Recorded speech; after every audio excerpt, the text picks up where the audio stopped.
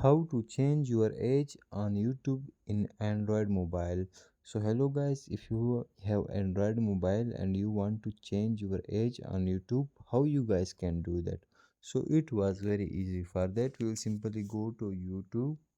Once you open YouTube, you guys will see on down right side small profile pic. So simply click here. Once you click here you guys will see switch account, Google account. So simply click on Google account. Once you click here you guys will see personal info, security and sign in, but you will simply click on personal info. Once you click here, you guys will see profile picture, name, birthday, gender.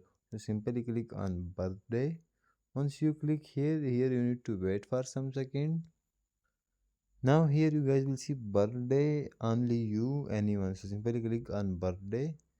Once you click here you guys will can edit your birthday, and once you edit it or change it, after that click on save. That's how you guys can do that in Android mobile. Thanks for watching.